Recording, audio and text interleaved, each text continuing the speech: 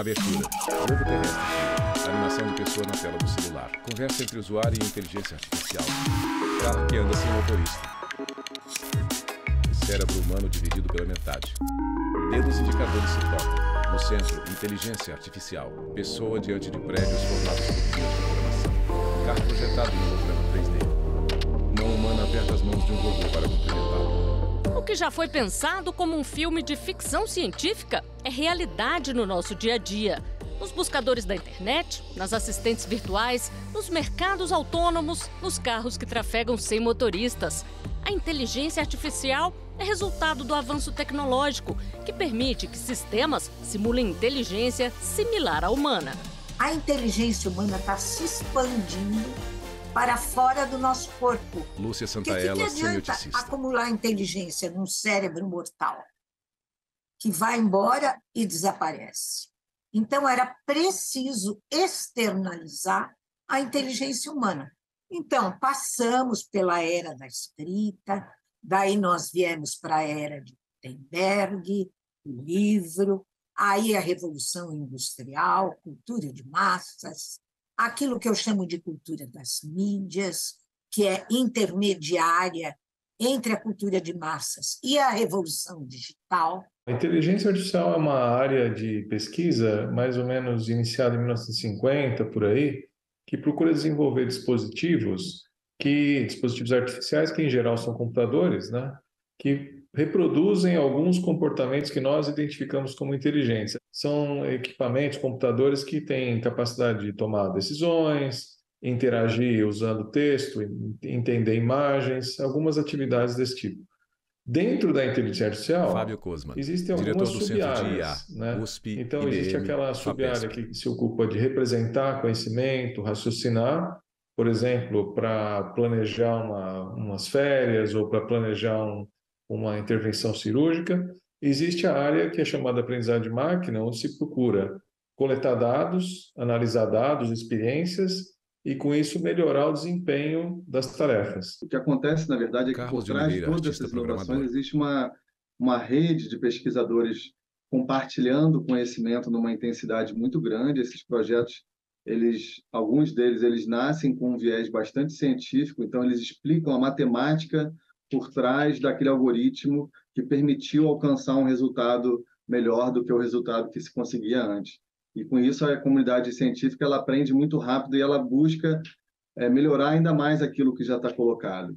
O Brasil, tendo em vista o volume, o grau de digitalização e a presença de Juliano Maranhão, presidente do experts, Instituto L'Algoritmi. tanto na academia quanto na indústria, tem esse potencial para se tornar um líder internacional no processamento de linguagem natural em português. Eu acho que essa é a principal aposta dos investimentos de inteligência artificial no Brasil, mas existem aplicações em diversos setores produtivos, né? Por exemplo, o Brasil é vanguarda com relação ao uso de inteligência artificial para prospecção e perfuração de petróleo. Tem aplicações também importantes no setor agrícola, né? Que é na chamada agricultura digital, com máquinas inteligentes que coletam uma série de dados e esses dados são utilizados de forma automatizada nas decisões, né, sobre cultivo, sobre colheita. Na medicina também existe uma série de aplicações importantes, principalmente com reconhecimento de imagens para diagnóstico ou para análise de exames radiológicos ou outros exames anatômicos, que a IA apresenta resultados impressionantes. Nós temos sistemas que ajudam na produção industrial, a como rotear, ajudar na logística. Tem toda uma série de sistemas. Aqui no nosso centro de pesquisa aqui, nós temos alguns exemplos, né? Então, nós temos, por exemplo, um projeto que coleta dados sobre o oceano, né? Para prever variáveis chamadas variáveis meta-oceânicas, né? Variáveis que têm a ver com o clima, com a altura do mar, com as ondas, com as correntes, para tentar ajudar o planejamento dos portos, né? E também verificar qual é a interação entre os oceanos e a mudança climática. A inteligência artificial ela também está no dia a dia, né? Quando nós vamos comprar alguma coisa na Amazon ou na internet e logo recebemos recomendações de outros produtos que muitas vezes são interessantes, ou no nosso feed, no Instagram, ou no Facebook, que aparecem ofertas de produto que tem a ver com coletas de dados relativos a nossos hábitos de navegação. Um hospital médico trabalha com computador. E se antes estabelecer uma conversa era coisa só de humanos, agora a interação é cada vez maior. O usuário pede para conversar com a inteligência artificial. Assim, pergunta como os robôs conseguem conversar com humanos. Criado em novembro de 2022, o ChatGPT simula a linguagem humana e consegue estabelecer diálogos. O ChatGPT responde. Hoje, pela primeira vez na história da humanidade, a gente consegue ter uma conversa com uma entidade que não é uma outra pessoa. Então, isso nunca aconteceu em toda a história. Então, eu consigo manter uma conversa e às vezes, sem saber se quem está do outro lado é uma pessoa ou uma máquina, sabe? Então, assim, isso Daniel é bem Miranda, recente, mas com certeza vai STJ. revolucionar demais aí nos próximos anos.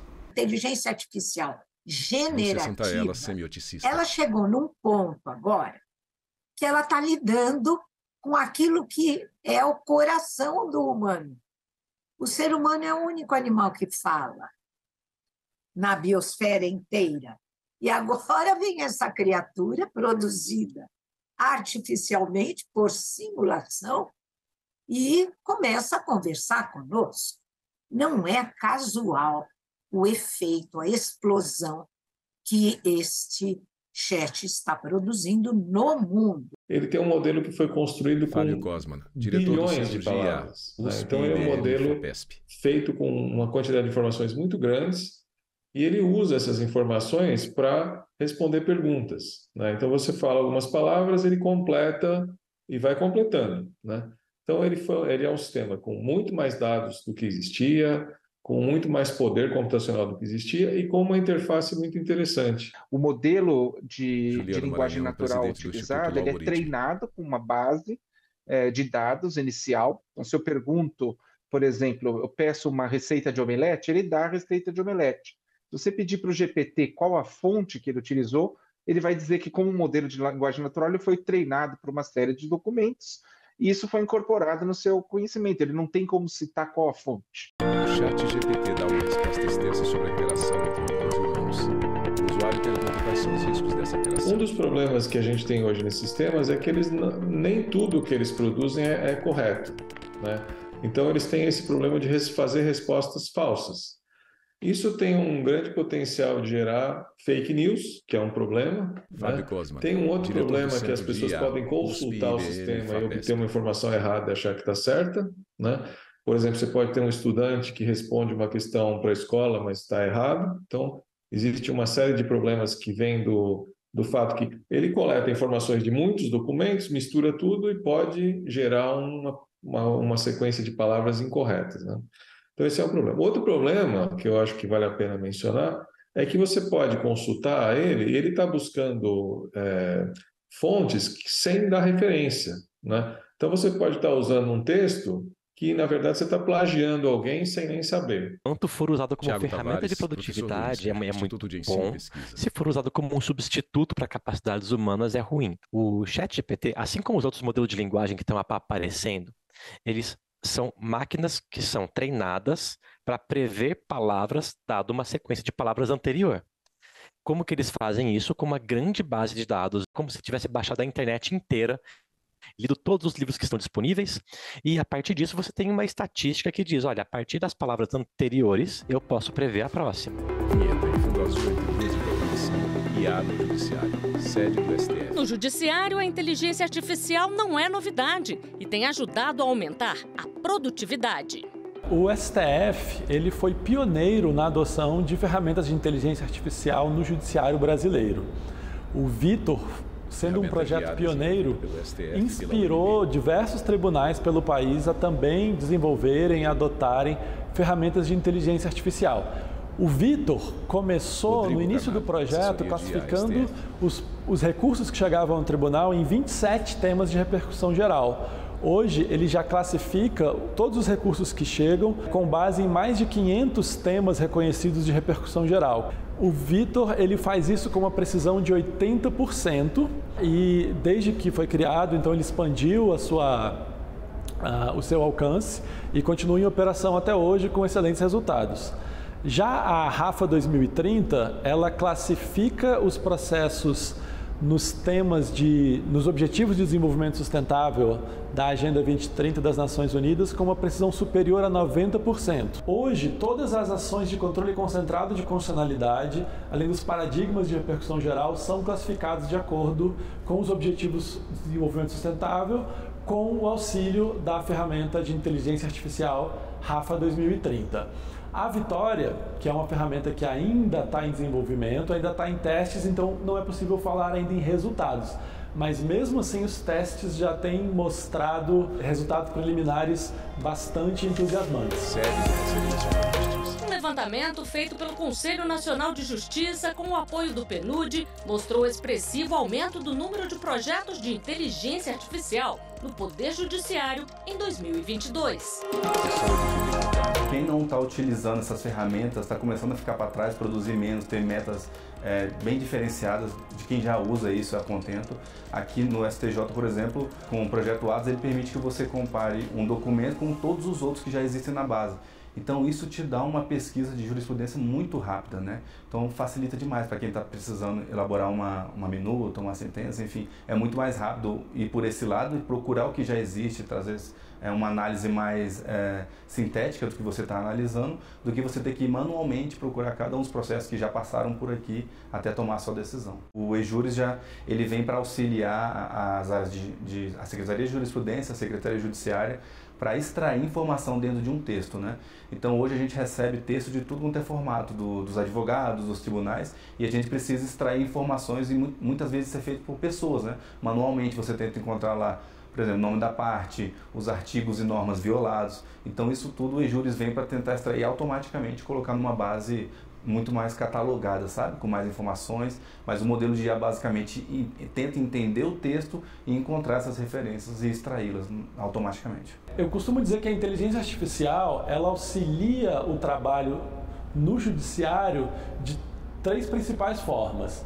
Primeiro, ela permite que o judiciário consiga tomar decisões de forma mais rápida, mais célere, porque ela permite que processos similares serão agrupados e terão um tratamento de uma única vez, economizando muito a utilização da força de trabalho no tribunal.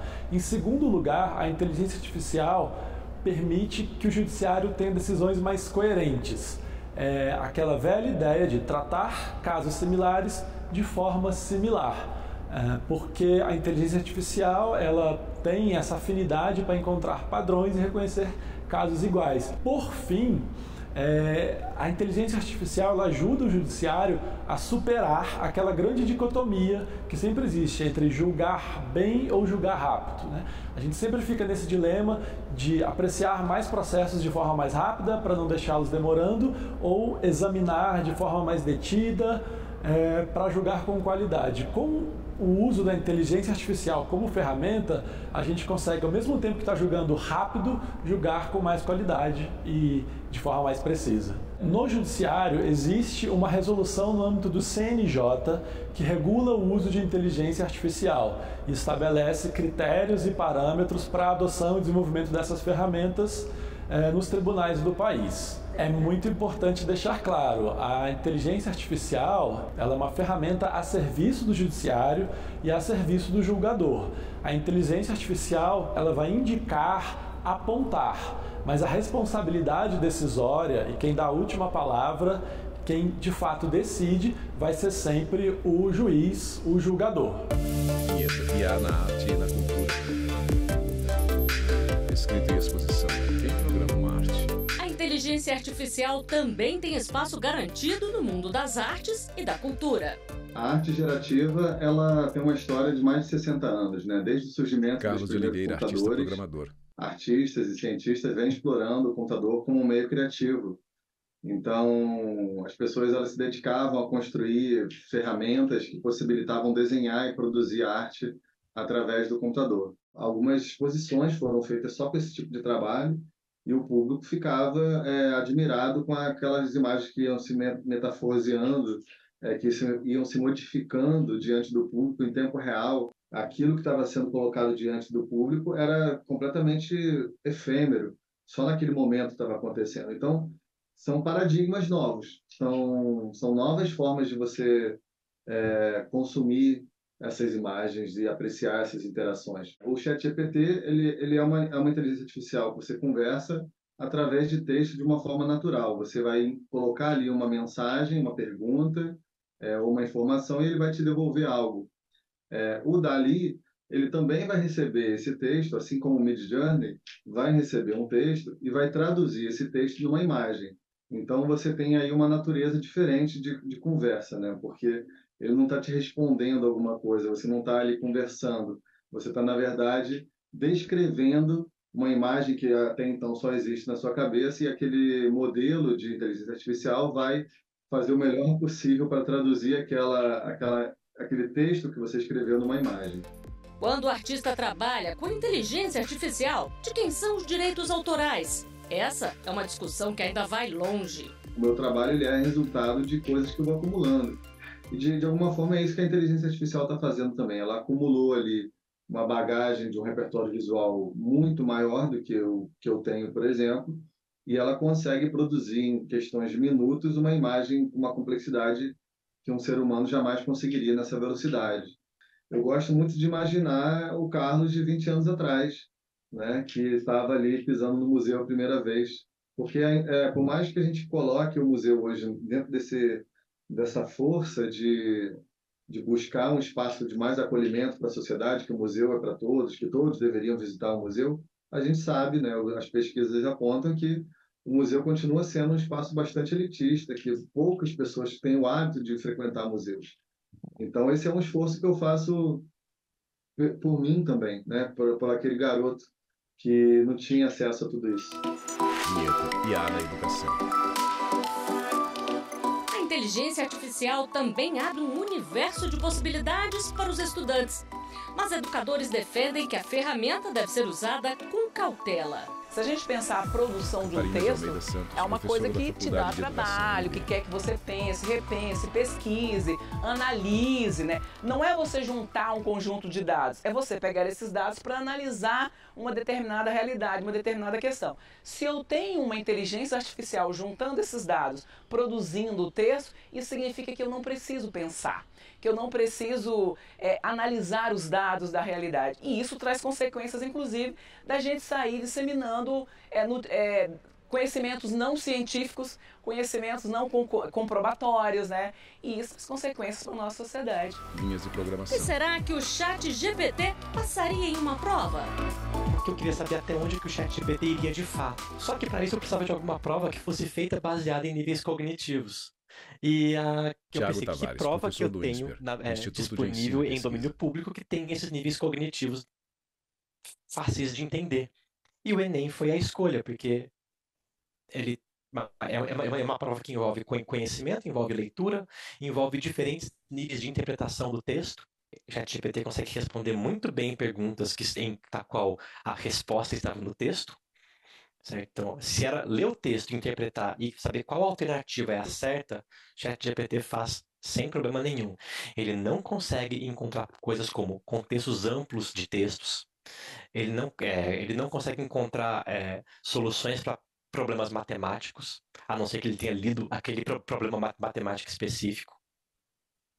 Então, a partir disso, a gente pode modular as nossas atividades e as nossas provas, né, pensando em como é que você gostaria que fosse a interação com o modelo de linguagem. A nossa grande questão acho que não é entrar na lógica da proibição, mas como é que a gente utiliza a própria ferramenta como ferramenta pedagógica, né? Inclusive para problematizar a própria existência, esse próprio processo de produção.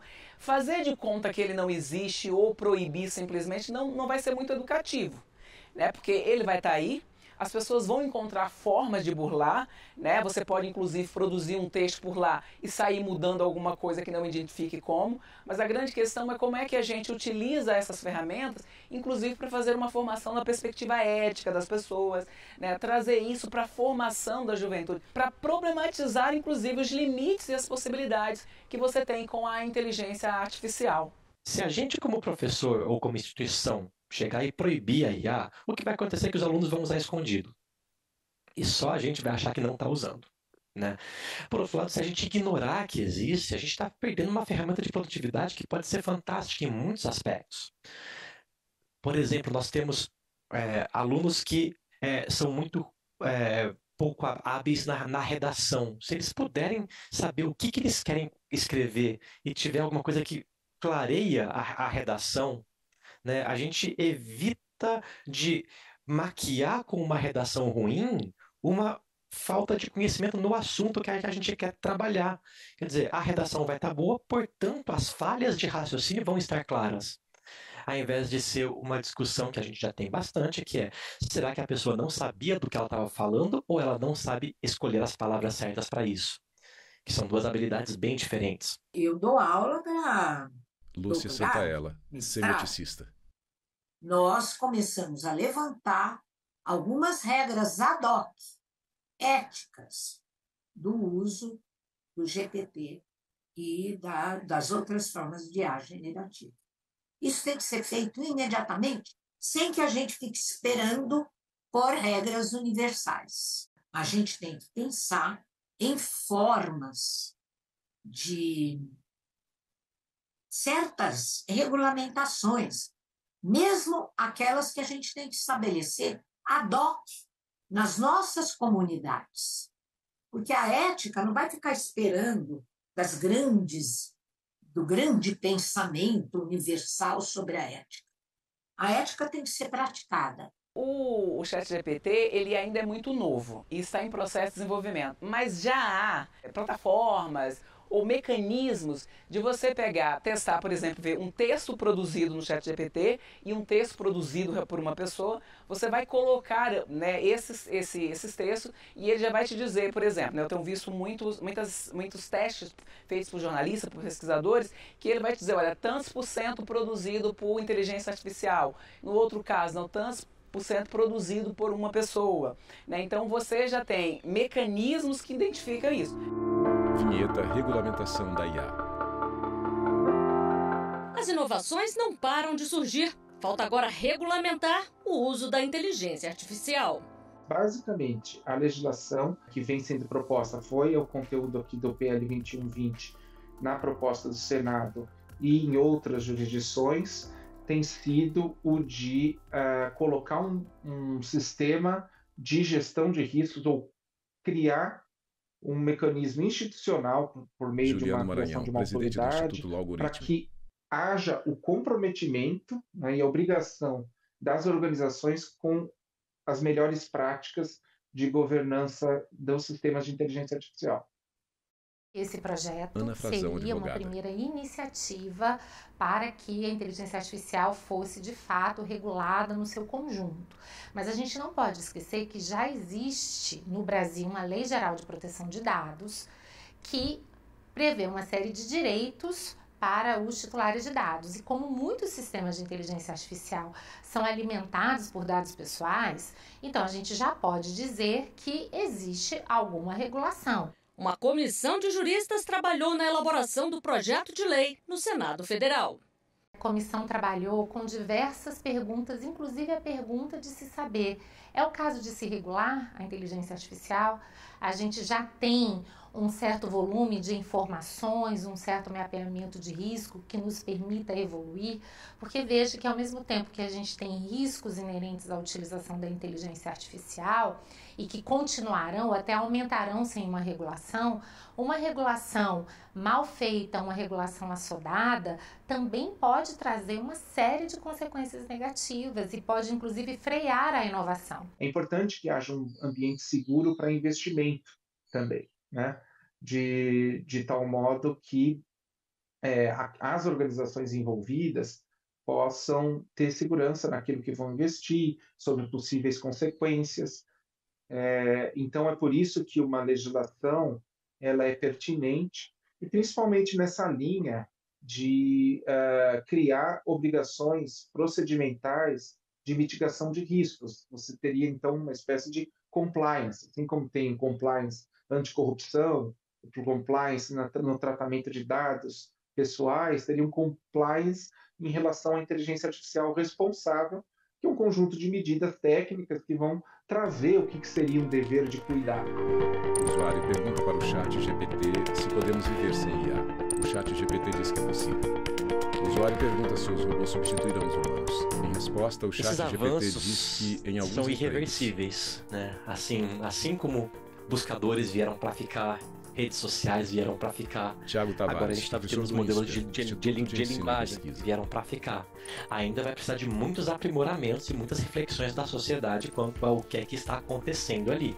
É sempre bom a gente pensar que quando a gente fala em inteligência artificial parece que é uma coisa assim, que caiu do céu. Não, mas tem alguém por trás produzindo tudo isso. Então, eu acho que o conhecimento é a maior ferramenta que a gente pode ter contra qualquer outra coisa ou favorável a qualquer outra coisa. Então, é sempre conhecer, é sempre se comprometer com a checagem, com ter a ética. É sempre, eu acho que o caminho para a gente lidar com todas as questões que nós temos na nossa sociedade. O Brasil ocupa entre 10ª e 20ª posição no mundo em produção de publicações e resultados na área. Nós temos hoje centenas de startups e empresas grandes montando laboratórios, né? Então acho que a sociedade está muito mobilizada e muito disposta. O brasileiro tem uma tradição de receber bem novidades tecnológicas, então isso é positivo. Então acho que o Brasil tem chance de pular etapas no seu desenvolvimento, se abraçar a parte boa da tecnologia, né? E souber jogar fora a parte ruim e conseguir aproveitar para melhorar a produtividade e assim, melhorar a qualidade de vida humana, né? Que é no fundo o que a gente quer nesse processo.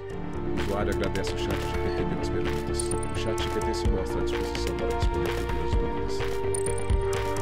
Créditos finais. Direção de Ramos Guilherme Melt. Produção Tamisa Manaus. Chefe de reportagem Priscila Estevam. Produção Bárbara de Alencar. Roteiro e edição Flávia Metzger. Assistentes de produção Ana Rafael. Imagens Francisco Cosme do Sucudeiro. Assistência técnica Carlos Felipe Cosme. Montagem e finalização Leober Tavares. Direção de arte Sérgio Coelho. Videografia fotográfica. Núcleo de programação Cosmo Básica. Técnica Fábio Guedes. Núcleo de produção de programas Flávia Soledade. Supervisão. Coordenadoria de Gestão da TV e Rádio Justiça, Secretaria de Comunicação Social, STF. Realização Rádio e TV Justiça 2023.